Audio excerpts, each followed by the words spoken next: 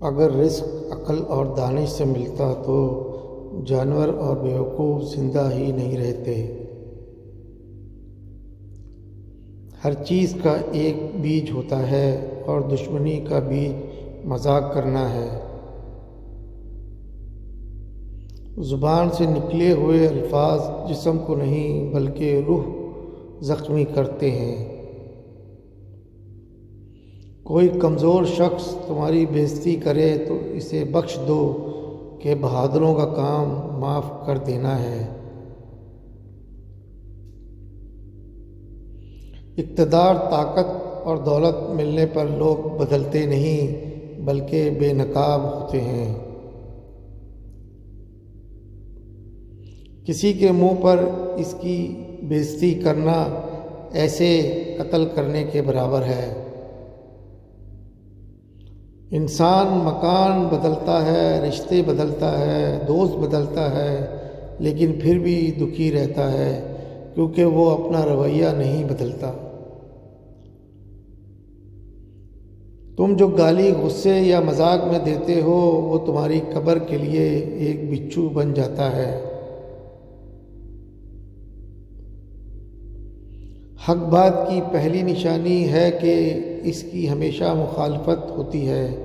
جس کی کوئی مخالفت نہیں وہ حق بات نہیں۔ پریشان مت ہوا کرو، ٹھوکر انہیں ہی لگتی ہے جنہیں اللہ تعالیٰ تھامنا چاہتا ہے۔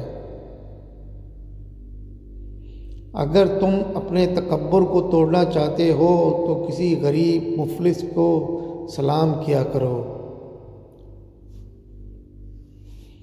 ہزاروں لوگوں میں سے ایک کو عزیز رکھو جو تمہاری غیر موجودگی میں بھی تمہاری عزت پر کوئی داغ برداشت نہ کرے۔ اپنی زبان کو یوں محفوظ رکھو جس طرح سونا اور چاندی کو محفوظ رکھتے ہو۔ جو ذرا سی بات پر دوست نہ رہے سمجھ لینا وہ کبھی دوست تھا ہی نہیں۔ جو ظلم کے ذریعے عزت چاہتا ہے اللہ اسے انصاف کے ذریعے ذلیل کرتا ہے۔ بے شک مشکل کے ساتھ آسانی ہے، مشکل وقت پر صبر کرنا، بہتر وقت پر شکر کرنا مومن کی پہچان ہے۔ عقل مند ہمیشہ غم و فکر میں مبتلا رہتا ہے۔ جو دل دوسروں کی تکلیف دیکھ کر بے چین ہو جائے تو جان لو اس دل میں اللہ رہتا ہے۔